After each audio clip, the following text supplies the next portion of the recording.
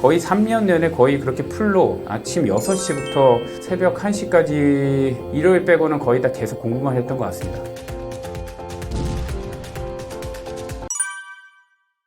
안녕하십니까. 아이루미 성형외과 대표원장 허우진입니다. 만나게 돼서 매우 반갑습니다. 감사합니다.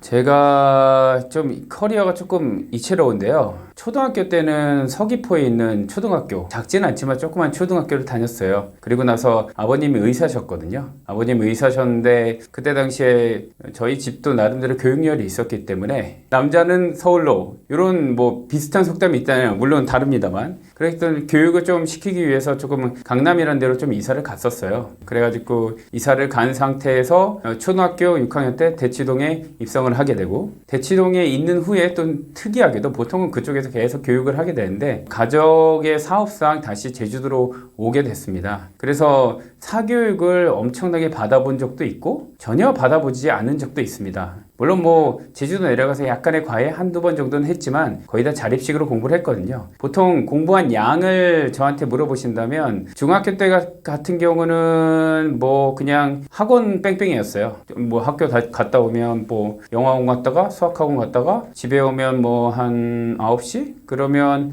한두 시간 공부하나? 하던 여하튼 다른 친구들과 공부 시간이 특별히 다르지 않았는데 고등학교 때부터는 뭐 학원 같은 데는 다니지 않고 학교에만 쭉 박혀 살았어요. 그러니까 아침 6시에 학교에 딱 등교를 해서 그다음 자율 공부를 뭐 한두 시간 한 다음에 아침 수업을 듣고 그 다음에 학교에 또 아시겠지만 저희 때는 그냥 수업이 있었잖아요. 늦게까지 하는 수업이 9시 정도나 10시까지 학교에서 또 공부를 합니다. 그리고 나서 9시나 12시부터 집에 다시 와서 보통 1시? 12시 반? 이렇게까지 계속 공부를 했어요. 중간에 뭐 게임도 안 하고 다른 특별한 취미 생활도 없었고, 왜냐면 그때 당시에 뭐 그래봤자 당구잖아요. 아시겠지만 축구 아니면 당구인데 그런 것도 안 하고 한 거의 3년 내내 거의 그렇게 풀로 아침 6시부터 새벽 1시까지 일요일 빼고는 거의 다 계속 공부만 했던 것 같습니다. 대치동에 있었던 기간은 초등학교 6학년, 중학교 2학년 때까지 있었는데요. 그때 부모님이 굉장히 자랑스러워했던 것이, 처음에는 서귀포 촌 아이가 대치동에 오면 되게 겁이 많잖아요. 아, 우리나라에서 공부 제일 잘하는 애들이 있는 곳이다 해가지고 초등학교 때부터 교육을 엄청 시켰는데, 제가 그때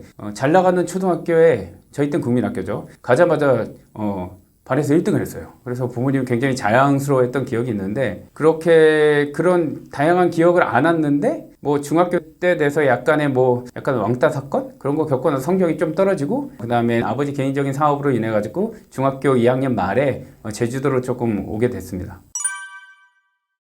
쇼크를 먹었어요. 일단은 첫 번째로는 딱 가니까, 물론 그때 제가 제주도로 온 시점이 95, 6년 정도 됐는데 그때만 돼도 그 대치동에는 강남 보습학원이 굉장히 횡행했습니다. 그러니까 모든 게 학원 다니는 게 기본이었고 학원 뺑뺑이 돌리는 게 기본이었는데, 거기 가니까 일단은 다닐 만한 학원이 별로 없는 거예요. 딱 보니까 주변에 보습학원이란 게 해봤자 중학교, 초등학교 기본 학원 정도고 학원 다닐 만한 데도 없고, 애들을 물어보니까 야 너는 어느 학원 다니니 물어보면 충격이었던 게요, 학원을 다니고 있지 않아요. 공부 제일 잘하는 애들이. 그래서 나는 시험을 보면 당연히 내가 1등 할 줄 알았는데 보니까 첫 시험에 내가 반에서 3등을 한 거야. 그거 하면 충격을 되게 엄청나게 먹었어요. 그래서 내가 뭔가 잘못했구나. 왜 나는 이렇게 사교육을 많이 받았는데 혼자 공부하는 애들만큼 못하는 건가? 이런 생각을 굉장히 많이 들어서 저도 공부 방법을 저의 방법과 그들 식을 어느 정도 받아들여서 조금 다른 식으로 융합하면서 바꿔가기 시작했습니다. 그때.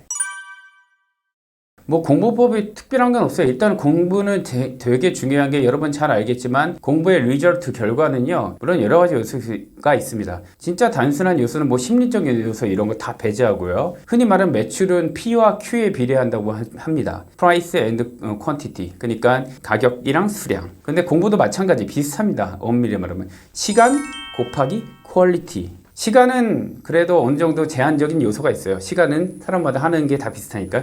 퀄리티는 사람마다 엄청나게 차이가 납니다. 근데 솔직히 말씀드리면 저는 퀄리티는 자신은 없었어요. 그래가지고 저는 안 되니까 몸으로 때우자 이렇게 해가지고 일단 시간을 매우 늘렸던 것 같긴 합니다. 일단은 아쉽게도 여러분이 들리기에 조금 매정하게 들리길 수는 있겠지만 저는 공부의 유전은 80%는 유전이라고 생각은 합니다. 기본적으로.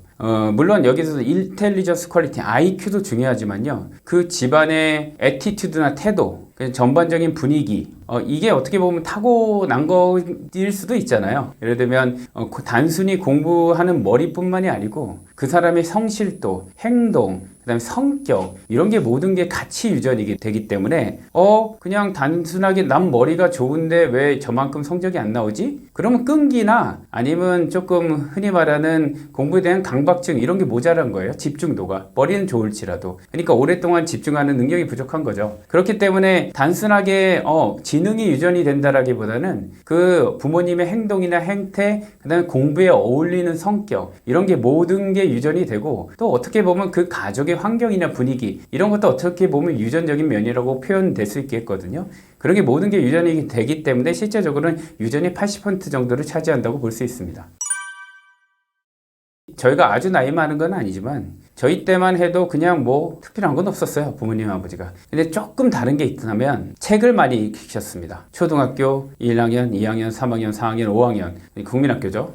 그때 책을 굉장히 많이 읽었던 기억이 나는데 솔직히 말해서 그 이후로는 책을 읽은 적이 별로 없어요. 이 웬만한 읽을 만한 책은 그때 다 읽었어요. 그래서 그게 흔히 말하는 나중에 공부하는 데 굉장한 밑바탕이 되지 않았을까 생각을 합니다. 돌아가신 아버지께 조금 누가 되릴 수는 있겠지만 요새 분들이 이해하실지 모르겠는데 예를 들면 내가 뭐 전국에서 몇 등을 했다. 전국에서 조금 성적이 떨어졌다. 그거에 따라 집안 분위기가 굉장히 달라져요. 똑같은 일을 해도 어쨌든 같은 잘못을 해도 성적이 잘 나오면 좋게 대우를 해주시고 성적이 떨어지면 조금 나무라시고 그럴 때가 많았어요. 그래서 약간 강압적인 측면이 없지 않았으나 그 강압적인 측면을 제가 받아들일 때 부정적으로 받아들이진 않습니다. 어차피 못 벗어나는 환경 맞아 즐기자. 맞아 즐기고 그 환경을 가진 상태에서 나 자신의 그 힘든 사정을 즐기자. 어차피 대학 가면 어느 정도 100%는 아니지만 프리하게 지낼 수 있는 환경이 있지 않느냐. 그 전까지는 나 자신을 수련한다 치고 열심히 살아보자 이런 생각 긍정적인 마인드로 받아들였습니다. 깡다구라고 그러죠. 저희 말로. 저희 아버지가 좀 깡다구가 있었어요.